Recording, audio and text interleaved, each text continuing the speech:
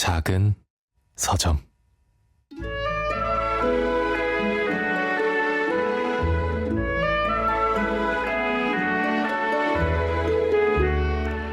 아직 어두운 새벽에도 잠에서 깨면 고양이 수키가 어김없이 다가와 나를 살핀다.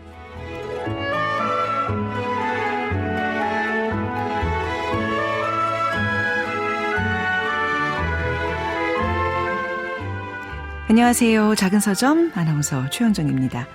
소설가 이슬아의 에세이 갈등하는 눈동자 첫 문장으로 열었습니다. 작가는 세상의 통념 속에서 주저하고 흔들리는 눈동자로 살아가는 이들을 주목하는데요. 자, 오늘은 특별히 이 책의 주인공 이슬아 작가를 스튜디오에 직접 모셨습니다. 잠시 후 편집자의 방에서 함께 만나보시죠.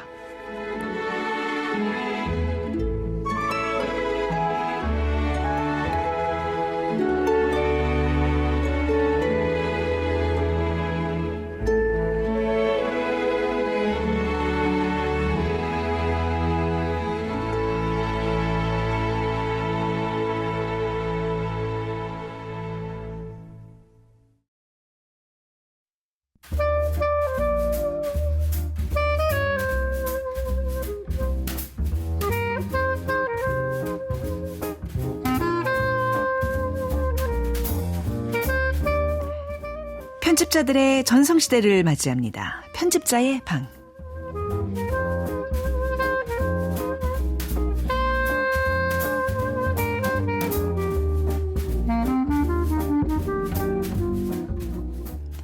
네, 이연실, 김진형 편집자님. 저에게는 오늘이 새해 들어 이분들 처음 만나는 시간인데요. 이 새 마음으로 달력을 넘기다 보니 문득 작년 4월에 이분들과의 첫 시간이 기억나더라고요. 자, 이분들 누구시냐? 첫 방송부터 뭐 레전드다 뭐 이런 얘기 많이 들었거든요. 그때 방송 혹시 기억하시는 분들 계실까요? 잠시 들어볼까요?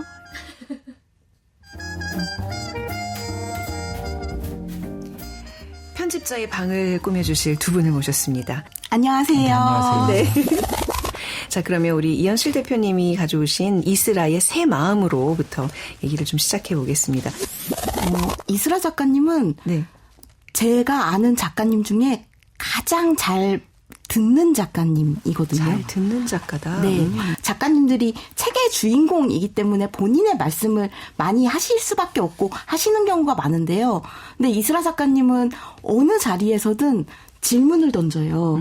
그게 정말 저는 이슬아 작가님이 스스로 살아가시면서 인터뷰어로서의 자질이 되게 뛰어나다고 생각하는데요. 그리고 저나 김진영 편집장님이나 이슬아 작가님과 다 같이 일을 해봤지만 사실은 어떻게 보면 저도 이슬아 작가님이 덕분에 유명해지기도 한 부분이 있거든요. 이슬아 작가님은 그러니까 같이 일하는 사람들을 축혀 올려주시고 되게 호명해 주시는 분이에요. 그리고 이슬아 작가님이 이 책에도 인쇄소 노동자들의 얘기가 나오지만 같이 일하는 사람들을 신나게 만들어주고 또 같이 일하는 사람들의 노동을 존중해 주시는 작가라고 네. 생각합니다. 아, 그 상대방을 빛나게 해주는 그런 분. 그렇습니다. 저도 어떻게 좀 연이 좀 닿으면 안 될까요? 이 자리에 좀 모셔서 우리도 한번 좀 같이 빛나볼까요? 네, 그래서 김진영, 이연실 대표님이 새해 소원으로 제 청을 이렇게 들어주셨습니다. 자, 먼저 이연실, 김진영 편집자님 인사 나누고요. 반갑습니다. 네, 안녕하세요. 그리고 오늘의 주인공 이슬아 작가님 스튜디오에 직접 나와주셨습니다. 감사합니다. 안녕하세요. 반갑습니다. 이슬아입니다. 아, 세 분 격하게 환영합니다. 아, 올해 좋은 일이 있으려나 봐요. 우리 이슬아 작가님이 직접 이렇게 또 나와주셨는데 어떻게 섭외가 된 거예요? 우리 두 분이 같이 나가자 했을 때 흔쾌히 오케이 하신 건가요? 아니면 옆구리 쿡쿡 찔러 뭐 커피도 사주고 뭐 이러면서 네, 강제로 끌려 나오신 건가요? 어떤 계기로? 저는 이제 두 네. 분이 편집자의 방 시작하실 때부터 네. 아마 가장 이것을 애청했던 한 사람으로서 그러셨어요? 바로 나가겠다고 했어요. 저희 작은 서점을. 그럼요. 이 작은 서점 제작진 선생님들도 되게 좋아하고요. 네. 두 분 방송도 너무 잘 듣고 있었어서 애초에 이 두 분을 섭외해 주신 것 자체가 너무 탁월하시다고 생각했어서 다 챙겨 듣고 있었습니다. 아니, 저희 모든 코너 하나하나가 다 소중하지만 이 두 분이 꾸려주신 이 시간 정말 대박 아니에요? 그러니까요. 네. 정말 이 고품격에 진짜 어떤 질문을 드려도 너무나 세련되게 유려하게 그 시간을 이렇게 다 이렇게 꾸려주시는 분들이거든요. 네. 전 진짜 시간이 너무 소중해요. 유려한 종류가 너무 다른. 네. 야, 근데 유독 이 두 분이, 레전드 같은 이 두 분이 제일 많이 언급한 작가가 바로 이슬아 작가란 얘기죠. 아까도 이제 이현실 편집자님이 말씀하셨다시피 너무나 훌륭한 인터뷰어다. 남의 말을 정말 잘 듣는 리스너다. 저는 그게 가장 좋은 덕목이라고 생각하거든요. 그때도 얼핏 얘기했지만 방송하는 사람들이 제일 중요한 게 좋은 인터뷰어가 되려면 남의 말을 잘 들어야 돼요. 관찰도 잘하고. 근데 그거를 이미 실천하고 계신 작가님. 오, 그리고 옆에 사람을 빛나게 해준다고 하니까 오늘 저희 작은 서점 좀 반짝반짝 열심히 빛나게 해보겠습니다. 부탁드리겠습니다. 아까 제가 두 분을 호명하는 것에 대해서 아까 설명해 주셨었는데 네. 사실 제가 두 분을 좋아하기 전부터 두 분은 이미 출판계에서 이미 베테랑으로 유명하신 분들이어서 그렇죠. 저의 추가적인 언급은 그렇게 필요하지 않으셨었습니다. 오히려 제가 두 분을 좀 따라다닌 시기가 처음에 있었어요. 그랬잖아요. 그쵸? 네. 지금 제가 알기로는 좀 역전이 된 것 같은데 두 분이 우리 작가님한테 이렇게 목을 메고 있는. 네. 아니 아까 이제 이현실 대표님의 표현으로 우리 이슬아 작가님의 그 면모를 저희가 좀 살펴봤는데 이번엔 작년 첫 시간 김진영 대표님의 말씀도 좀 들어볼게요. 또 뒤지지 않게 엄청난 칭찬을 많이 해주셨거든요. 자료를 다 준비해 주셨어요? 그럼요. 들어보시죠. 김진영 그 편집장님께서는 이슬아 작가 어떤 작가라고 생각하시는지? 저는 이슬아 작가를 한마디로 설명하면 약간 사랑의 천재. 사랑의 천재요? 네, 사랑의 천재 같고 오. 책을 만들면 편집자뿐만이 아니라 아까 얘기했지만 마케터, 디자이너, 출판사에 일하는 모든 사람이 이슬아 작가를 사랑할 수밖에 없게 만들어요. 도대체 어떤 분위기인데 이렇게 극찬이 이어질까요? 와. 그리고 가장 어쩌면 편집자를 존중하는 작가인 것 같고 네. 이슬아 작가님의 책이 정말 탁월한 이유는 편집자들로 하여금 그 사랑에 취하여 자신의 모든 것을 내놓을 수밖에 없게 만들어요. 이슬아 작가는. 네네. 그래서 이슬아 작가는 그 편집자들로 하여금 그 편집자가 만들 수 있는 최고의 책을 만들게 만드는 만들어내게 하는 작가가 아닐까 이런 생각이 듭니다. 사랑의 천재. 사랑의 천재. 아니 근데 지금 이 본인의 목소리를 들으면서 왜 이렇게 쑥스러워하세요? 이건 정말 진심에서 우러나와서 하신 말씀드릴 텐데. 못 듣겠어요. 편집자님 괜찮으세요? 네. 프로야 진짜 방송 프로셔. 전 진짜 아직도 못 듣겠어요. 아 그래요? 아니 내용이 좋잖아요. 내용을 들으라는 거지 뭐 우리 김준현 편집장 자기 목소리에 심취하시라는 얘기는 아니었는데. 아니 우리 이슬아 작가님과 두 편집자님의 인연은 어떻게 시작되었을까? 굉장히 궁금하네요. 네. 우선 네. 제가 편집자님들을 너무 좋아해서 네. 작가가 되기 전에 작가가 되기 전에요? 네네 아직 아무 책도 없던 시절에 편집자님들의 SNS 계정을 많이 팔로우하고 있었어요. 네. 그 중에서도 좀 단연 독보적이었던 두 개의 계정이 이현실 편집자님 계정과 김진영 쌤의 계정이었던 것 같아요. 그리고 당연히 책 뒤에 있는 판권면에 적힌 이름으로도 두 분을 만났었고요. 그래서 책을 읽으면서도 뭐 SNS 하면서도 저분들이랑 언젠가 책 너무 만들고 싶다. 근데 어떻게 작가가 되고 어떻게 책을 낼 수 있을까? 뭐 그런 고민을 하고 있었는데 이현실 편집자님 같은 경우엔 이제 건너 아는 사람에게 졸라서 편집자님이 있는 회식 자리에 저도 껴달라고 했던 거예요. 그래요. 네. 원래 편집자님들끼리 만나는 자리였던 것 같아요. 근데 저라는 작가 지망생을 사실 껴주신 분께 너무 감사하죠. 그래서 선물을 막 준비해서 와. 갔었던 기억이 나고 그날 술자리가 즐거웠죠. 저 그때 대학생이었나요? 네, 대학생이었고요. 네. 슬아 작가님은 되게 즐거웠던 기억으로 남아있는데 저한테는 사실 굉장히 흑역사이기도 한데요. 왜 그러냐면 그때 대학생이었던 이슬아 작가님이 이 술자리에 계셨는데 제가 좋은 작가가 되려면 이렇게 해야 한다. 도움이 많이 됐어요. 그거 작가 된 건데. 그걸 기억하고 계시면 진짜 손이 막 오그라들지 않아요? 정말 돌아가서 막 저를 예. 혼내주고 싶은데요. 그거에 더해서 제가 네네. 약간 또 슬아 작가님이 너무 잘 들어주시잖아요. 네. 너무 신이 나가지고 제가 이슬아 작가님 그림도 되게 잘 그리신다던데 그림을 좀 그려달라라고 해서 갑자기 또 냅킨에다가 그림을 거기 또 빵봉투 같은 데다가 그림을 그려주셨었어요. 네. 그런데 그때 이슬아 작가님이 그린 그림에서부터 저희가 같이 만든 첫 책이 시작되어서 저한테는 참 부끄럽고 소중한 자리였습니다. 네. 그러나 어떤 작은 자리들, 작은 어떤 그 관계들이 다 지금 이야기거리로 이렇게 엮여져서 지금의 이제 이슬아 작가와 이현실 대표님 편집자의 어떤 그 역사가 됐어요. 맞아요. 김진영 편집자님과는 언제 처음 만나신 거예요? 김진영 편집자님은 제가 좋아하는 작가의 북토크를 제가 갔다가 그 북토크 자리에서 이렇게 뒤에서 모든 걸 관장하며 움직이고 계신 조용한 한 사람이 제 눈에 들어왔죠. 그게 조용하지만 뭔가 묵직해 보이는 한 분. 그래서 어떻게 이렇게 아름다운 책을 만들었을까? 이건 작가의 탁월함도 있지만 너무 편집자님의 손길인 것 같다고 느껴지는 책들이 있었고 그런 책들 뒤에 어김없이 김진영 쌤이 계셨어서 제가 선생님께 질척댔던 것 같아요. 그때도 저도 흑역사인데 한번 우리 비 많이 오는 날. 맞아요. 그때도 저도 작가가 되려고. 제가 종종 지금도 회고하면서 제가 무슨 짓을 한 건지 이런 생각을 지금도 하고 있습니다. 근데 저는 이게 너무 사실 그때도 감사했고 지금도 감사했던 게 이게 정통적인 루트로 등단을 하고 간 게 아니기 때문에 한 분 한 분의 조언이 너무 필요했던 시점이었거든요.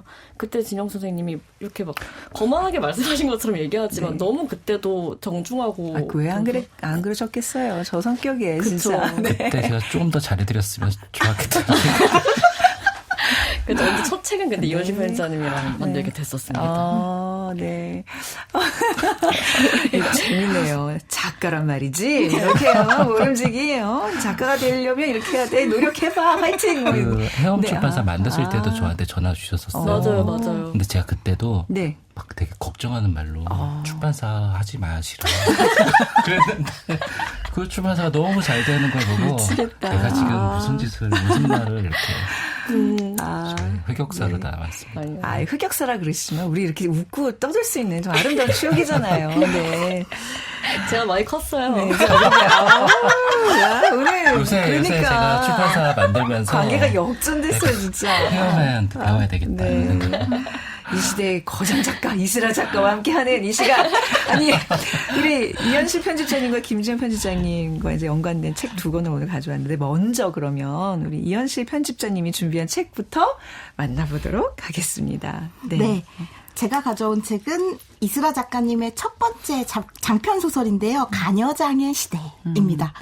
소설은 없었던 세계를 만드는 건데 이 가녀장의 시대는 저희 만들 때도 가녀장이라는 말이 아예 없었습니다. 검색을 해도 나오지 않는 말인데 이슬아 작가님이 어느 날 가부장이라는 말을 해서 부를 여자로 바꿔서 가녀장이라는 말을 만들어내신 거예요. 이 가녀장은 딸이 가정을 이끌어 나가는 얘긴데요. 이슬아 작가님처럼 이 소설의 주인공도 자기 출판사, 낮잠 출판사라는 출판사를 차리고서 가세를 일으킵니다. 그런데 그 가세를 일으켜 나가는 과정에서 어머니와 아버지, 블루칼라 노동자였던 어머니와 아버지를 고용하고 또 되게 아름다운 추억과 사건 사고와 이런 것들이 쌓여가면서 재밌는 에피소드들이 벌어지는 이야기입니다. 네. 지금 이게 뭐 우리나라뿐만 아니라 해외에서도 화제가 되고 있고 이탈리아판이 출간돼서도 화제를 모으고 있잖아요. 지금 그 책이 옛날 버전이 있고 또 최근에 나온 따끈한 버전이 있는데 그거 한번 여쭤봐도 될까요? 네. 이 가녀장의 시대가 참 생각해보면 신기해요. 이 책을 처음 만들 때 이슬아 작가님하고 이 작가의 말에도 나와 있지만 드라마화가 되면 좋겠다. 그리고 굉장히 널리 뻗어나갔으면 좋겠다라는 꿈을 꿨었거든요.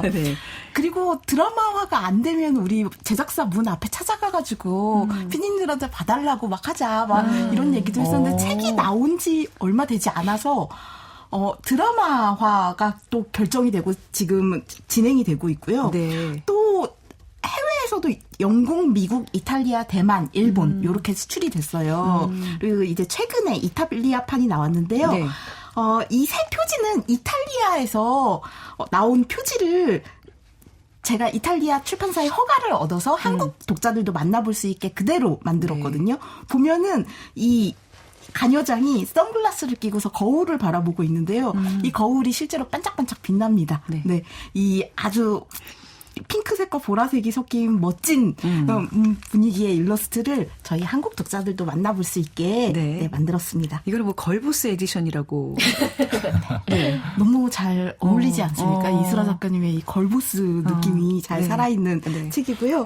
네, 한정판으로 나와 있습니다. 아, 이게 한정판이에요. 네. 근데 아마 그 이제 가녀장의 시대에 익숙하신 분들은 그 약간 파란색, 그쵸. 지금 김지현 편집님 들고 계시는데 그냥 왕관을 쓴 아주 도도한 정말 그 가녀장의 그 위엄을 그대로 갖고 있는 한 여인이 딱 서 있는 저게 사실 오리지널이고 더 익숙할 것 같아요. 근데 전 저것도 너무 좋아요.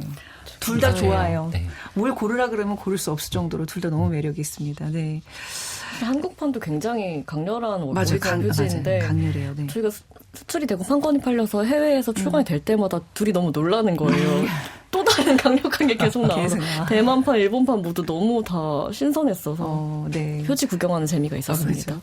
이수라 작가님이 직접 계시니까 어떻게 해서 이 소설 쓰게 되신 거예요?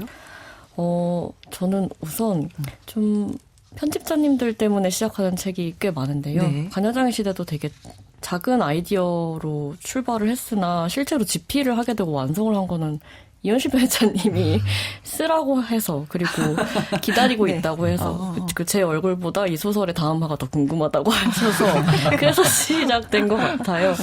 가녀장이라는 말 자체는 아까 말씀하셨듯이 가부장에서 이제 계집녀를 바꾼 것인데 제가 실제로 작가가 되고 출판사 운영하면서 가장으로 몇 년을 지내보니 제 안에 가부장성, 아빠적인 면모를 너무 많이 보게 된 거예요.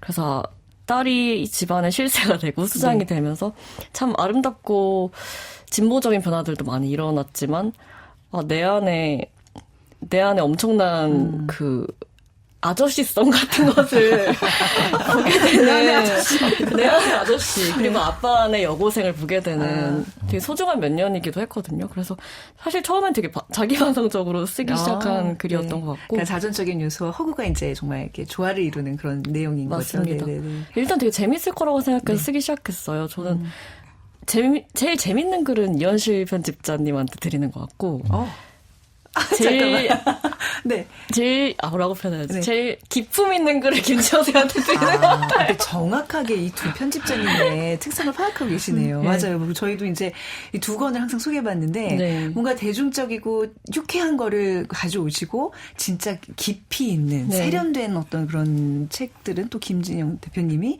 담당을 해주시고 그런 맞습니다. 면이군요. 이현식 편집자님이랑은 웃기지 않은 책은 만들어 본 적이 없는 것 같아요. 굳이 따지자면 저희는 코미디가 저희 주력 상품. 네. 코미디 쪽이 좀 더 아무래도 판매량에 있어서는 좀 더 앞서게 되겠죠? 저는 사람을 글로 웃기는 거가 울리는 것보다 더 어렵다고 생각하거든요. 네, 맞아요, 근데 맞아요. 가녀장의 시대는 정말 웃기는 소설이기도 해요. 그리고 아나운서님 아시잖아요. 편집자님 웃음소리 아시잖아요. 우리 이현식 편집자님. 네. 이것을 너무 듣고 싶어서 그 웃음소리를 향해 계속 쓰는. 그녀를 웃겨라 하는 마음으로. 그런데 저도 가끔은 깊이와 기품을 갖고 싶어요. 그거는 이제 우리 윤상의 목 보이스를 가진 김진영 편집자님 담당으로. 네. 아니 우리 김진영 편집자님도 이 책 좋아하시. 뭐 지금 벌써 뭐 몇 군데 펼쳐놓고 은밀하고 계시네요. 네. 이 책에 대한 어떤 우리 평가는 어떠신지. 이 책 보고 나서 제가 그때 인스타그램에 썼던 게 이 책의 띠지에 보면은 이제 그런 말 있잖아요. 바야흐로 가녀장의 시대가 시작되었다. 네. 근데 저는 이거 보자마자 바야흐로 이스라엘 시대가 시작되었다라고 썼어요. 그래서 이스라 작가님이 이제 문학판도 이제 가져가시는구나 이 생각을 했고 그리고 실제로 정말 이 소설이 저는 우리 21세기 특집했지만 제가 소설을 추천했다면 이 책을 추천하지 않았을까. 그 얘기를 제가 이현실 대표님께 했고 그만큼 저는 이 책이 굉장히 많은 영향을 끼쳤다고 생각을 하거든요. 그래서 저는 이게 굉장히 중요한 책이고 읽으면서 저는 이 책 보면서 울기도 했고 웃기도 하면서 이렇게 웃긴 책은 나는 못하겠다. 이 생각을 하면서. 근데 너무너무 감탄하면서 읽었던 책입니다. 네, 작가가 이렇게 그 어떤 자기 작품의 그 뉘앙스와 분위기를 편집자에게 탁탁 나눠줄 수 있다는 거는 그만큼 작가의 스펙트럼이 넓다는 얘기잖아요. 그럼요. 네. 혹시 두 분 말고도 다른 편집자님 이렇게 또 키우는 분들 계세요? 이 두 분이 전부는 아닐 거 아니에요? 제가 너무 좋아하는 미국 출판사에 또 있으시구나. 조선 편집자님들 계신데요. 아. 키운다고 그 편집자님들이 저를 키우시죠. 네. 이게 이현실 편집자님이랑 만든 네 번째 책이거든요. 네. 저희가 나눌 때마다 엄마 얼굴이 된다, 부지런한 사람, 우리 사이엔 오해가 있다. 또 되게 신나게 만들었다고 생각했는데 간여장의 시대를 둘이 작업할 때 이제 우리의 협업이 만개하였다 이런 생각이 들었었던 것 같습니다. 아마 많은 분들은 이렇게 또 좀 빵뜬 소설이 드라마화 된다 그러면 거기에 관심 되게 많이 가지시잖아요. 드라마화는 지금 어느 정도 진척이 되고 있는 거예요? 언제쯤 만날 수 있어요? 드라마화는 왜 먼 곳을 보세요? 원고 프레스 드라마는 네. 미래를 향해 천천히 가고 있고요. 천천히 가고 있고. 예. 항상 드라마 얘기 네. 말문이 막히네요. 네. 근데 많은 분들이 막 질문하죠. 네, 잘 되어가고 있습니다. 조금만 기다리시죠. 조금만 보채지 않고 네, 초조한 마음 갖지 않고 기다리도록 하겠습니다. 감사합니다. 자, 우리 그래도 간여장의 시대에 조금 우리가 더 좀 자세히 들여다봐야 될 것 같아요. 두 분께서 좋아하는 부분 좀 낭독 좀 부탁드릴까요? 네, 제가 먼저 두 분 낭독도 얼마나 잘하게요. 그러니까요. 우리 이스라 작가님 앞에서 한번 우리 두 분의 낭독을 좀 들어볼게요. 그러니까 지금 뒷부분 좀 낭독하실 부분이 있어서 요 앞에는 좀 두 분께 부탁드리겠습니다. 네. 이 책이 이스라 작가님이 첫 장편 소설인데 사실 첫 소설로 정말 이런 반향을 일으키기는 쉽지가 않거든요. 네. 세계적으로도 그렇고 뭔가 판을 뒤집어 엎은 작가라고 생각하는데 네. 여기에 굉장히 재미있는 대목이 있어서 제가 읽어드리겠습니다. 네. 기자가 메모를 마친 뒤 다음 질문을 던진다. 문학을 하실 계획은 없나요? 스라는 기자를 빤히 바라본다. 이미 하고 있는데요. 스라가 대답하자 기자는 부연 설명을 한다. 그러니까 정말 문학적인 그런 글이요. 스라는 잠시 생각한 뒤 대답한다. 지금까지 제가 쓴 것이 문학이 아니라면 무엇일까요? 탁월한 문학이냐에 관해서는 의견이 갈릴 수 있겠지만 문학이 아닐 이유는 없을 것 같은데요. 기자님은 왜 제가 문학을 한 적이 없다고 생각하시나요? 아무래도 보통 순문학이라고 불리는 범주에 들어가지는 않으니까요. 순문학이 도대체 뭐죠? 문학 앞에 붙은 순의 의미가 아주 모호하게 들립니다. 그러니까 전통적인 의미에서 순수문학으로 분류된 시나 소설이나 희곡이랄지 등단을 거친 작품 같은 것을 해볼 생각은 없으신지. 등단한 작가님들만의 문학을 지칭하신 거라면 순문학 말고 등단문학이라고 말씀하시면 어떨까요? 등단문학이요? 네, 저는 등단한 작가의 작품 중 좋아하는 책이 아주 많아요. 제가 읽고 자란 한국 소설과 시가 대부분 그 안에 있으니까요. 하지만 등단문학은 문학의 한 갈래일 뿐이라고 생각합니다. 제도 바깥에서도 온갖 종류의 문학적인 작품이 쓰이잖아요. 그래서 문학을 이미 하고 있다는 말씀이시죠? 너무 당연하게도 그렇습니다. 기자는 수첩에 헤드라인 채로 적는다. 문학 이미 하고 있어. 저는 이 대목을 정말 좋아하는데요. 이스라 작가님이 일간 이스라를 시작하실 때도 그러했지만 정말 이 사회와 제도와 출판계가 이스라 작가님을 따라가고 있다는 생각이 들어요. 네, 이런 주류로 불리던 사람들이 그러게요. 오히려 이스라 작가님을 되게 신기하고 경이롭게 보는 장면이 네네. 너무 잘 살아있어서 이 대목을 정말 좋아합니다. 진짜 틀에 박힌 인터뷰에 정말 한 방을 먹이는 정말 통쾌한 그런 부분이 아닐 수 없습니다. 또 유독 재미나게 읽어주셨어요. 그러니까요. 문자님 읽어주시니까 너무 좋네요. 김진영 편집자님. 재밌어야 될 텐데. 기품 있게 부탁드립니다.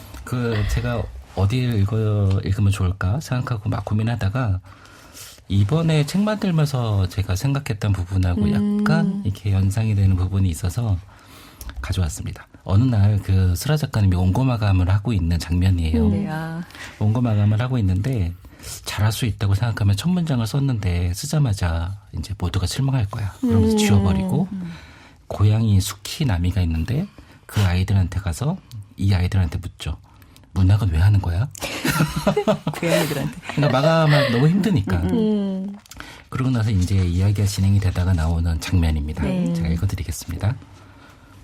슬아의 글쓰기에도 분명 최초의 너 때문에가 있었다. 유치원 숙제 때문이었던가 할아버지에게 보내는 생신 축하 카드 때문이었던가 자신을 기집애라고 부르는 삼촌을 욕하기 위해 쓴 일기 때문이었던가 이제는 정확히 기억나지 않는다. 아무래도 상관이 없어졌다. 30년간 너무나 많은 이유들이 추가되었기 때문이다. 글을 쓰고 싶게 만든 자들이 셀 수 없이 많아졌다. 좋은 너, 미운 너, 웃긴 너, 우는 너, 아픈 너, 질투나는 너, 미안한 너, 축하받아 마땅한 너, 대단한 너, 이상한 너, 아름다운 너, 다만 운이 좋지 않았을 뿐인 너, 동물인 너, 죽은 너, 잊을 수 없는 너, 그런 너를 보고 듣고 맡고 만지고 먹고 기억하는 나. 문학의 이유는 그 모든 타자들의 총합이다. 슬아는 왜라는 질문을 하지 않고 두 번째 문장을 쓰기 시작한다. 네, 이렇게 끝나는 문장입니다. 선생님 갈등하는 눈동자 설명글 같아요. 맞아요. 그러니까 저도 다시 한번 읽으면서 와, 이미 있었다. 갈등하는 눈동자가 타인의 이야기를 하는데 그러게요. 네. 정확하게 이 주제랑 겹치는 부분이라서 제가 이 부분을 읽고 네. 싶었습니다. 처음에 그 이현실 대표님이 이슬아 작가에 대해서 첫 마디가 남의 말을 들을 줄 아는 작가라고 하셨는데 그런 부분에서 다 일맥상통하는 네. 글귀들이 아닌가 싶어요. 그 원고 마감 얘기를 하셨는데 이슬아 작가님이 그 원고 마감일 자정에 딱 그 원고를 보내시는 걸로 유명하신 그 맞나요? 진짜요? 아니에요. 왜냐면 저번에 회식 때 못 오셨어요, 우리 김진영 쌤. 제가 글 안 보내서요? 이런 얘기하면 안 되는 건가? 저기 모두에게 죄송하다는 말씀 전하는데 제가 늦어서 그랬던 것 같아요. 회식을 못 오셔가지고 네. 한번 이렇게 조금 원망의 마음을 좀 갖고 있었어요. 이슬아 작가님은 이혼 작가. 아니, 그런 거 했나? 저희 부부를 대표하여 사과하겠습니다. 아, 자, 우리 너무 즐겁게 하호호호 얘기를 나누는데 여기서 노래 한 곡 좀 듣고 잠시 숨 좀 고르고 가겠습니다. 이슬아 작가님이 직접 작사한 곡이 있다고요. 이 곡 소개 좀 해주시죠. 네, 제가 문학이 너무 힘들어서 가끔씩 다른 장르로 도망갈 때가 있어요. 네. 아이돌 걸그룹 키키라는 훌륭한 팀의 1집 앨범에 수록된 한 개뿐인이라는 노래입니다. 긴 글을 쓰다 보면 한 3분짜리 노래를 쓰는 것이 너무 가벼운 산책처럼 느껴져요. 네. 그래서 그야말로 휘리릭 쓴 노래이니 즐겁게 들어주시면 좋겠습니다.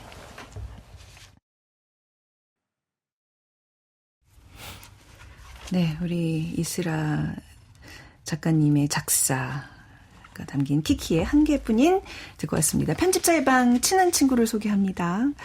오늘은 이현실, 김진영 편집자의 친한 친구 이슬아 작가님과 함께 하고 있습니다. 자, 이번에는 이슬아 작가님의 신간 에세이입니다. 갈등하는 눈동자를 함께 지금 좀 읽어볼 텐데요. 먼 곳 프레스의 첫 책입니다. 우리 김진영 편집자님이 만든 첫 책입니다. 감사합니다. 네. 작가님과 편집자님은 어떤 마음으로 이 책을 또 쓰고 만드셨을까? 오늘 마음껏 얘기 한번 하고 가시죠. 네. 기회를 드립니다. 우선 김진영 편집자님이 네. 출판사, 커다란 회사를 나와 네. 새 출판사를 차리시고 독립한다는 소식을 들었을 때부터 네. 선생님과 따로 책을 만들고 싶다고 생각했어요. 저희는 사실 끝내주는 인생이라는 책을 한번 작업을 했었는데 그때 협업이 너무 환상적이라고 생각을 했어요. 환상적이었다. 네. 이현실 편집자님이랑의 협업도 진짜 환상적인데 너무 다르게 환상적이어서 정말 장르가 다른 거죠. 맞아요. 그래서 이것을 어떻게 또 겪을 수 있을까 생각하다가 이 원고를 같이 하게 됐습니다. 사실 두 분이 너무 달라서 저는 아직도 두 분이 왜 친한지 모르겠어요. 극과 극은 통한다고. 근데 저 공통분모가 좀 있으세요. 그러니까요. 네. 근데 아직도 제 네. 생각에 서로 만든 책들을 네. 서로 보시면 나라면 절대 저렇게 안 할 것 같다부터 보이실 것 같거든요. 맞지 않으세요? 이 표지만 봐도 이게 같은 작가의 책이라고 믿을 수가 없는. 진짜 아니 이 책은 어떻게든 지금 만약에 듣고 계시다면 그 청취자 여러분께서는 인터넷에 좀 검색을 해보셨으면 좋겠어요. 진짜 와, 이 세련됨 이거 어떡할 겁니까? 네? 손에 쫙쫙 달라붙는 이 회색빛의 이 세련됨. 하지만 처음 보셨을 때 띠지 없냐고 맞아요. 저는 이 아름다운 것을 보고 띠지는 안 하시는 건가? 원래 띠지 없는 거예요? 띠지 없습니다. 저는 띠지 없이 이렇게 딱 밀어붙이는 거를 잘 못하는데 이거는 김진영 대표님의 이 스타일인 거죠. 처음 우리 회의할 때 제일 먼저 우리 확인했던 게 띠지 없이 갑니다. 맞습니다. 이거였어요. 원래 김진영님 편집자님의 스타일인가요? 띠지 원래 안 하세요? 아니요. 근데 왜 띠지를 이때까지는 끝내주는 인생 때 제가 안 했었어요. 네네. 초판 때는. 그것도 없다. 근데 그때 네. 그 내부에서 예. 우리 마케팅 팀이 어마어마한 그 반대를 꺾어야만 했었습니다. 그러니까 띠지가 어떤 의미인데 여기 홍보잖아요. 사실은 가장 홍보할 수 있는 어쩌면 가장 저렴한 비용으로 그래서 가장 필요하다. 네. 효과적으로 할 수 있는 홍보판인데 광고판을 쓸 수 있는데 안 쓰는. 맞아요. 그러네. 네. 필요 없다 이거잖아요. 광고가 필요 없다. 필요하죠. 근데 왜 안 하셨냐고요? 왜 안 하신 거예요? 근데 이제 저는 표지의 아름다움과 이제 광고의 효과를 경중을 따졌을 때 네. 표지의 아름다움으로 승부할 수 있다는 판단이 든다면 그리고 또 하나는 그러니까 이슬아 작가님의 이름이 있기 때문에 충분히 이슬아 작가님의 이름만으로도 승부할 수 있다 이 생각이 저는 들었고 그래서 그걸 그러니까 요소를 막 더하기보다는 빼는 방식으로 하나씩 빼는 방식으로 이 책의 가장 중요한 부분들을 보여주자. 불필요한 걸 덜어내고 네. 가장 본질적인 것만 출판사 담아. 만들고 띠지 없이 가고 싶다라는 생각을 했었습니다. 이게 글씨도 이스라엘하고 아주 쬐끔하게 적었고요. 그나마 제일 큰 게 뭔지 아세요? 먼 곳. 이게 제일 글씨가 커요. 첫 책에 어떤 임팩트를 이렇게 넣으셨나. 네. 그러니까 이게 지금 이 표지의 의미가 눈동자에 나무가 비치는 모습이라고 봐야 될까요? 네, 그리고 그런 건데요. 네. 근데 이 사진은 이원 작가님의 작품인데 근데 사실은 이원 작가님의 이원 작가님 작품들 작품 작품이구나. 가운데 네. 이 책 갈등하는 눈동자나 이런 것을 상상하고 이렇게 작업하신 게 아니잖아요. 전혀 아니고 제가 듣기로는 굉장히 낡은 렌즈 그러니까 필름 카메라로 촬영한 사진인데 그래서 이게 뭐라고 그러죠? 이게 두 가지가 이렇게 뭐라고 그러죠? 이게 이렇게 나온 건데 네네. 근데 이게 이제 저희 디자이너와 제가 볼 때는 이게 하나의 눈동자처럼 보이더라고요. 눈동자 각막처럼. 각막처럼. 네. 각막처럼 이렇게 보여서 이 책 우리 책의 메시지와 이 사진이 되게 잘 맞는다라고 생각을 했어요. 그러니까 저는 사실은 이 울창한 존재 이 책이 타인을 이야기하는 책이라서 우리 이슬아 작가님의 이때까지 쓰신 작품을 보면은 굉장히 이제 스스로 얘기를 많이 하신다고 생각을 하지만 저는 이제 이슬아 작가님의 책을 보면서는 끊임없이 타자가 등장하고 타인이 등장하거든요. 네네. 그러니까 저는 이슬아 작가님의 문학에 있어서 굉장히 중요한 것은 타인인데 그 타인들이 특히 이 책에 나오는 타인들은 굉장히 울창한 사람들이에요. 네. 그래서 저는 울창한 나무를 이제 시각적으로 구현하고 싶었고 그래서 이 책을 또 바로 넘기면 바로 맞습니다. 우르창창한 네. 이 숲의 모습이 나오고 네, 마지막까지 그렇게 그리고 연결이 됩니다. 바로 또 그 다음에는 폴라로이드 사진 하나가 나오는데 이거는 네. 이렇게 왜 우리가 현미경으로 보면 이게 모세혈관처럼 이 나뭇잎에 그 맞아요. 혈관이 나오잖아요. 예, 맞아요. 그 우르창창함에 또 자세히 들여다보면 이 생명력이 느껴지는 이 네. 혈관들이 보이는 뭐 이런 의미군요. 오, 그리고 맨 끝에는 또 그 우르창창한 나무숲 앞에서 흰 옷을 입은 작가님이 기도를 하고 있는 모습이 딱 이게 어떤 처음부터 끝까지 어떤 이 메시지를 하나로 엮은 지금 거군요. 정확하게 네, 읽으시면 너무 흐름을 잘 봐주셔서 진짜 제가 조금 기쁘네요. 두 분한테 이제 많이 교육을 받아서 이런 센스가 좀 모세혈관이라고 생겼습니다. 얘기해 주신 것도 사진가가 너무 좋아할 것 아, 같아요. 그래요? 네, 정확하게 의도한 겁니다. 아, 그렇군요. 나 갑자기 소름 끼치나. 제가 많이 성장을 했답니다. 두 분과 함께 하면서. 그런 메시지를 담은 책이에요. 지금 이걸 받아보셨을 때 약간 우리 작가님이 어떤 의도나 이런 의사 같은 게 많이 계속 반영이 되면서 책이 나오게 되나요? 저는 일하는 스타일이 네. 처음부터 끝까지 같이 합니다. 대화를 굉장히 많이 나누었던 것 같고요. 편집자님, 디자이너님, 그리고 저 사진가 이혼 넷이 정말 그만했으면 좋겠을 정도로 많은 대화를 원래 4명이서 하는데 가장 먼저 대화를 포기하시는 분 맞습니다. 이슬아 작가님은 이제 중간에 그만하시라고. 맞아요. 저보다 더 나노 단위로 섬세한 사람들 셋이 하도록 네. 중간에서 포기했던 지점이 있었고요. 근데 이 너무 아름다워서 진짜 제가 좋아하는 물성의 책이에요. 사실 네. 저는 이런 느낌의 책들을 읽는 걸 좋아하고 이렇게 표지도 잘 비워져 있고 제목도 조그맣고 작가 이름 쬐끄만 그런 책들을 늘 되게 좋아해 왔어요. 아, 네.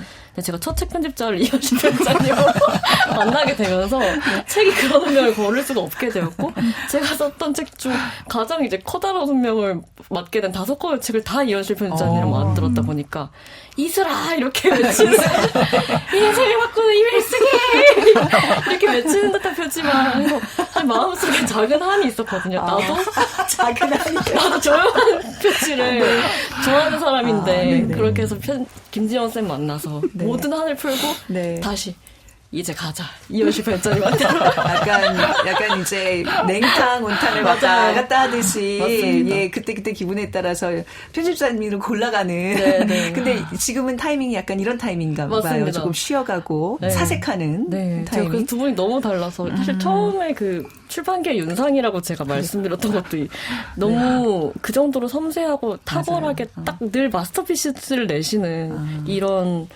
그 캐릭터를 가지고 계시잖아요. 네네. 이현실 편집자님 출판계 푸바오시죠? 푸바오요? 네. 너무 그 형성도 비슷하고 그리고 히트 쳤다는 점도. 제 파트너 푸바오 선생님이십니다. 근데 저는 이제 약간 생각해보면, 그러니까 편집자의 성향이 있죠. 근데 저는 이 책도 그랬고 끝내주는 인생도 제가 생각할 때는 작가님이 갖고 있는 모습에서 끌어올렸다고 생각해요. 저는. 그러니까 정확하게 이런 이미지와 이런 느낌과 이런 결을 갖고 계시거든요. 네네. 그러니까 저는 그거를 끄집어냈다고 생각하지. 제가 막 이렇게 저의 결대로 저 스타일이라기보다는 그것도 있겠지만 저는 작가님 갖고 있는 정확한 어떠한 열망들, 모습들, 원래의 모습들, 원래 있었던 이야기들. 그거를 저는 구현하려고 노력한 거다. 네. 무에서 유를 창조한 게 아니잖아요. 네, 예, 네. 이슬아 작가님을 표현했을 뿐. 네. 네. 맞아요. 맞아요. 그, 여기 안에 담긴 이야기들이, 뭐, 주인공들이, 뭐, 고양이도 나오고요. 그쵸? 시각장애인 김성은 작가님, 격투기 선수도 나오고, 또 타국으로 입양된 한국계 덴마크 시인 등등 굉장히 그 다양한 사람들의 이야기가 담겨 있어요. 그 책에 대한 내용 조금 간략하게 좀 소개를 해 주실까요? 네. 이 책의 제목은 갈등하는 눈동자이고, 일단은 이 책의 구성을 보면 크게 보면 세 부분으로 나눠져 있습니다. 네. 앞부분에는 산문 에세이가 들어있고요. 네. 한 절반 정도 들어있고요. 그 산문은 각각이 등장하는 인물들이 다 다릅니다. 지금 말씀하신 것처럼 격투기 선수부터 작가, 뭐 여러 군상의 사람들이 등장을 하고, 그리고 그 사람들의 이야기가 있고 또 하나는 그 사람들이 살아가고 있는 세계에 대한 이야기를 해요. 그러니까 어떻게 보면은 장애를 겪고 있는 사람들, 장애를 겪고 있는 사람들이 어떻게 싸우고 있는지에 대한 모습들, 어떤 곤란을 우리가 겪고 있는지, 또는 기후재난 속에서 어떻게 살아가는지, 네. 이런 문제들을 맞닥뜨린 타인들의 모습이 등장을 하는 에세이들이 나오고요. 그 에세이들을 지나가면은 2편의 강연록이 들어있습니다. 네. 저는 이거 되게 특별한 거라고 생각하는데, 이슬아 작가님이 출판계에서 가장 잘 나가시는 가장 인기 있는 연사거든요. 네. 이슬아 작가님의 어떠한 강연을 하면은 보통 1분 컷, 1분 안에 다 매진이 되고요. 오호. 네, 마감이 감사합니다. 됐는데도 계속 연락이 오고 어떻게 좀 이렇게 들어갈 수 없냐 뭐 이렇게. 근데 그 강연 중에서도 가장 아름다웠던 강연 2편을 네. 단순히 녹취한 게 아니라 다시 쓰셨어요. 그 강연의 내용을. 그 강연에 2편이 들어가 있고 그 중에 하나는 글쓰기에 대한 글이 있는데 꼭 읽어보시라고 저는 네. 작가가 되고 싶으신 분들은 꼭 읽어보라고 말씀드리고 싶고, 그리고 마지막에 2편은 인터뷰가 들어있는데요. 저는 이 책의 정점이라고 생각하는데 타인들의 이야기를 하다가 맨 마지막 2편은 타인들과 대화를 해요. 네네. 한 분은 이제 덴마크로 입양된 한국계 덴마크인 시인하고 인터뷰를 하시고, 마지막에는 시각장애인 김성은 작가님하고 인터뷰를 합니다. 그러니까 계속 눈동자라는 비유가 등장을 해요. 흔들리는 눈동자, 울고 있는 눈동자, 갈등하는 눈동자 이런 이야기를 하다가 맨 마지막에는 실명하신 작가님과의 대화를 해요. 예. 그 작가님과 인터뷰를 전 편집하면서 몇 번 울었는지 몰라요. 진짜. 그러다가 에필로그가 들어왔는데 에필로그는 더한 거예요. 여러분 에필로그 꼭 읽어보시면 좋겠다는 생각이 들고 그 에필로그에 보면은 그런 얘기가 나오는데 김성은 작가님의 강연 장면인데 그거를 사회를 보시면서 이제 실명한 채 이야기하고 있는 김성은 작가님 옆에서 이제 작가님이 생각을 하죠.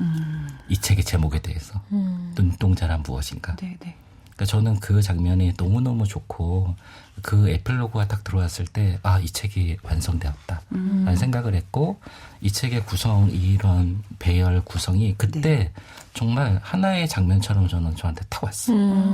그러니까 이 책의 면지부터 마지막 면지까지 어떻게 구성을 해야겠다는 게 그때 정말 아주 찰나에 그게 완성이 되었고 그래서 저는 그런 내용으로 쭉 이어지니까 글은 뭐 더할 나위 없이 좋고요.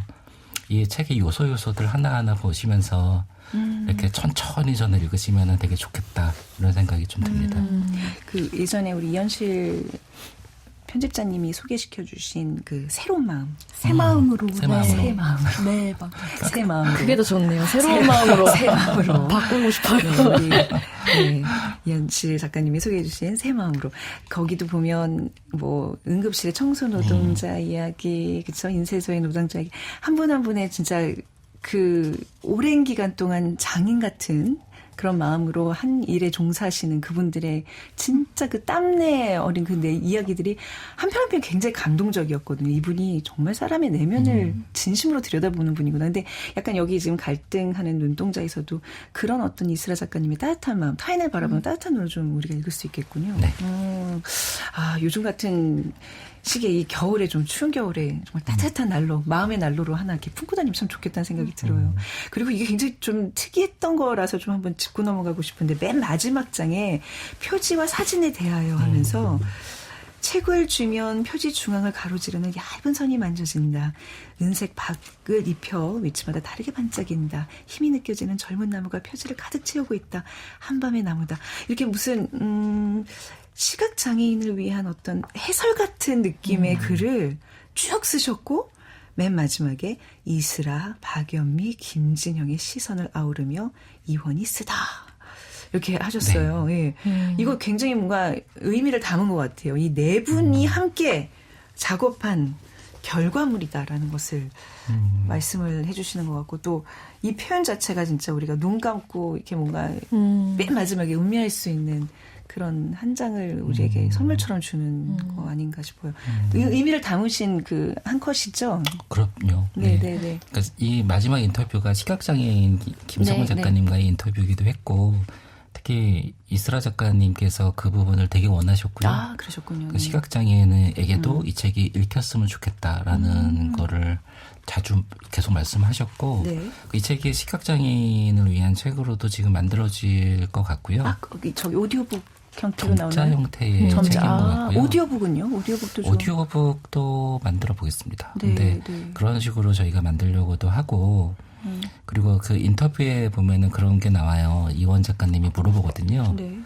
그 시각장애인들에게 사진은 어떻게 보나요? 근데 시각장애인 입장에서는 사진은 읽을 수가 없어요. 뭐 이런 이야기를 하시거든요. 그러니까 저는 너무 아름답 책인데 시각장애인들께서도 이걸 아름답게 좀 보실 수 있으면 좋겠다. 근데 이원 작가님이 이거를 쓰셨고 너무 또 글을 잘 써주셨어요. 그래서 저는 이 글이 이 책만큼이나 아름다운 글을 이원 작가님이 써주셨고 그리고 아마 이스라 작가님, 이원 작가님이니까 이게 또 가능한 것 같은데 편집자와 디자이너 이름을 이렇게 탁 넣잖아요. 그러니까 저는 사실은 박연미 실장님이 우리 여기 출연하신 적이 있으신 박연미 실장님을 꼭 이렇게 넣고 싶었거든요. 사실은 이렇게 드러내고 싶었어요. 저는 이 표지에 이제 보이는 은박선이 정말 아주 중요한 포인트예요. 잠깐만, 계속 몰랐는데, 진짜 이렇게 약간 비슷해 보니까 은박이네요, 이게. 맞아요. 그러니까 이 음박이 없었을 때도 이제 시연 작업을 할 때 와 너무 좋다라는 생각을 했지만 근데 이 음박을 하기로 결정한 순간 전 표지가 또 완성되었다고 생각을 했는데 그래서 이런 작업들을 사실은 우리 디자이너 해주신 박현미 실장님께서 정말 밤을 새워가면서 고민하신 거거든요. 이거. 그래서 박현미 실장님 그러니까 이 표지와 사진은 이원 작가님이 아주 너무 탁월한 사진을 썼고 그리고 이게 디자인하는 요소 하나하나는 또 이걸 어루만지는 이제 디자이너의 손길이 있었고 네. 이런 것들을 좀 담아내고 싶어서 뒤에 이렇게 한 줄 넣고 그래서 이거를 이제 이원 작가님하고 이슬아 작가님이 흔쾌히 네. 너무나 적극적으로 동의를 해주셔갖고 이렇게 넣습니다. 아마 지금 이제 라디오로 청취하시는 분들 입장에서는 머릿속에 이 책의 어떤 그 물성이 쫙 그려질 것 같아요. 실물로 꼭 보시라고. 맞아요. 여러분들 그 상상하시는 그거 이상입니다. 꼭 한번 손에 쥐셨으면 좋겠다는 생각을 좀 하면서 이 갈등하는 눈동자 이번에는 이슬아 작가님의 목소리로 낭독을 좀 듣고 싶은데요. 네. 가장 좀 아끼는 문장 저희가 공유해 주시겠어요? 네. 우선 아까 방송 시작하면서 최원정 아나운서님께서 첫 문장 읽어주셨잖아요. 그게 너무 좋았다고 말씀드리고 싶고요. 네. 첫 문장 다음에 이어지는 그 두 번째 문장이 저한테는 좀 중요한 문장인데요. 아무래도 그의 귀엔 내 눈꺼풀 열리는 소리가 들리는 것 같다가 제가 쓰고 싶었던 첫 문장에 더 가까울 것 같아요. 근데 항상 이렇게 첫 문장이 중요하다고 늘 이제 얘기를 하곤 하는데 늘 항상 저는 두 번째 문장이 아 그래요? 언제나 더 저한테 중요해질 때가 많은 것 같아요. 그래서 첫 문장과 두 번째 문장이 항상 세트처럼 가는 종류의 작가라고 스스로 느끼고요. 제가 낭독해드리고 싶은 부분은 30쪽입니다. 장송의 프리랜이라는 참 훌륭한 애니메이션을 보고 그리고 동시대 한국을 이렇게 보면서 쓴 글의 후반부예요. 정말 온갖 마법 그리고 천년을 살면서 인간들의 생애를 헤아리는 마법사의 눈을 생각하면서 쓴 글인데 이렇게 다양한 마법이 난무하는 세상에서도 얼마나 작은 것들이 중요한지 이야기하는 후반부 읽어보겠습니다. 온갖 화려한 마법이 난무하는 이 작품에서 눈에 띄는 건 오히려 작은 마법들이다. 생은 자질구레한 일들의 총합이라 사랑을 아는 자는 작은 것의 전문가일 수밖에 없다. 미약한 인간들의 투쟁에 동참한 천살의 엘프 프리랜은 아룬다티 로이의 소설처럼 작은 것들의 신에 가까워진다. 그러는 사이 죽은 사람과 산 사람이 엎치락 뒤치락 서로를 돌본다. 이 이야기가 허무맹랑한 판타지가 아니라는 걸 나는 안다. 내가 속한 세계에서도 소중한 일을 잃은 이들은 이미 그렇게 살기 때문이다. 그것은 이별을 이별 이상으로 만드는 삶이다. 필멸이 숙명인 우리가 가장 아프게 배워야 할 마법일지도 모르겠다. 저는 이 책에서 직접적으로 유가족을 언급하지 않는 글에서도 늘 무의식적으로 한국 사회의 수많은 유가족들 생각하면서 글이 쓰여진 때가 많은 것 같아요. 먼저 엄청나게 슬퍼진 사람들로부터 많이 배우고 있다고 생각하고 이게 15번째 책인데 항상 이제 책이 좋다는 이야기 혹은 좋은 평가 받을 때마다 너무 기쁜 동시에 되게 숨고 싶어지는 마음이 동시에 드는데요. 왜냐하면은 어차피 다른 사람의 삶에 늘 비치는 존재들인 것 같거든요. 작가들은. 아까 새 마음으로 너무 잘 읽었다고 말씀해 주셨지만 그 얘기도 그분들이 저한테 안 얘기해 주셨으면 이야기를 허락해 주시지 않았으면 제가 감히 어떻게 쓰겠어요. 그렇죠. 네. 그래서 진짜 작가들은 이야기 들려주신 사람한테 진짜 잘하면서 살아가야 되는 것 같고 앞으로도 잘 해보려고 합니다. 지금 스쳐가는 많은 분들의 그 인생에 빚을 지고 있다는 식으로 말씀하시면 저는 반대로 그것을 알게 해주는 진짜 생이 자질구레한 일들의 총합이라는 걸 알려주시는 이 작가님들의 이 작업이 너무 위대한 거거든요. 저는 오히려 이슬아 작가님 같은 분에게 깊은 감사를 항상 고맙습니다. 하면서 책을 접하게 됩니다. 이게 분위기가 이게 왠지 마무리할 시간인데 우리 이렇게 마이크 꺼져도 계속 얘기하고 싶은 마음 충분히 들잖아요. 밤새 뭔가 오손도손 이렇게 마음을 이렇게 열어놓고 대화를 나누고 싶은 이 밤입니다. 아유, 마무리해야 되나? 질문 네, 중에 네. 놓친 것이 하나 예, 아쉬운 거 있는데. 그 말씀해 주세요, 그러면. 네, 네. 출판사 편집자들의 마음을 사로잡는 방법에 대해서 조언해달라고 질문지에 네네. 적혀 있었는데요. 네. 아무래도 두 분의 방송을 들으신 청취자분들이 제일 궁금해하실 부분일 것 같아요. 어떻게 나도 저분들이랑 일할 수 있지? 출판계 부바원님과 출판계 임상님과 나도 일하고 작가 싶은데. 중학생들에게 네. 좀 주시는 메시지. 네. 근데 당연하게도 문장이 좋아야 된다는 생각부터 먼저 하게 되는데요. 네. 근데 두 분이 좋다고 생각하는 문장의 스타일이 되게 다를 수도 있나? 그런 생각도 드네요. 왜냐면 저랑도 작업을 하시지만 사실 편집자님들은 되게 폴리아모리스트 같은 거라서 되게 다자연애 하듯이 동시에 여러 사랑을 하고 계시니까 선호하시는 문장 자체가 두 분이 되게 다르다고 느끼시는지 궁금했어요. 다르지 않다고 느끼는 거. 저는 갈등하는 눈동자를 보고 확신하게 됐는데, 물론 좋아하는 이야기나 취향은 있겠으나, 너무 좋은 문장은 취향을 그냥 뛰어넘는 것 같아요. 그리고 이슬아 작가님이, 이번에 이제 이슬아 작가님이 작업하는 두 편집자의 책의 스타일도 보셨을 테지만, 또 이슬아 작가님이 그만큼 되게 세계가 울창해서 작가님의 얼굴이 굉장히 다양하거든요. 그래서 저는 또 이슬아 작가님에게 반하신 분이라면 권하고 싶은 게 이슬아 작가님이 직접 만드신 해엄 출판사의 책들을 보면 이 먼고 스프레스의 책보다 더 빼고 더 심해요. 본인 이름 너무 작고, 심지어 제가 첫 책 그렇게 만드시지 마시라고 했는데, 첫 책 제목이 그냥 일간 이슬아 수필집이거든요. 그래서 제목을 붙여라. 이거는 제목이 아니다. 않느냐. 이랬는데, 이슬아 작가님이 그만큼 되게 막 저와 함께 하는 작업처럼 화려하고 대중적이고, 많은 사람들에게 뻗어갈 수 있는 이런 스타일도 있고, 또 비워냄으로써 아름다워지는 스타일도 갖고 있고, 또 뭔가를 전혀 덧붙이지 않고 그냥 나의 글만으로 보여줘도 또 힘 있는 작가신 거거든요. 네. 그러니까 자기 스타일을 갖고 편집자에게 그 문장으로 다가가면 선택을 받습니다. 네. 저희 편집자들은 그런 아름다움을 찾아다니는 사람들이고요. 네네네. 어떻게 한 말씀? 뭐 저도 비슷한 것 같은데 그러니까 사람들이 저에 대해서 많이 착각하는 게 되게 제가 문장을 중요하게 생각한다고들 착각하더라고요. 아름다운 문장 제가 되게 좋아한다고. 사실 그렇지 않거든요. 그러니까 저는 문장 단위보다 문단, 글 단위의 스타일이 훨씬 중요하다고 생각하는 사람이고 그래서 이 문장밖에 안 보이는 글도 있어요.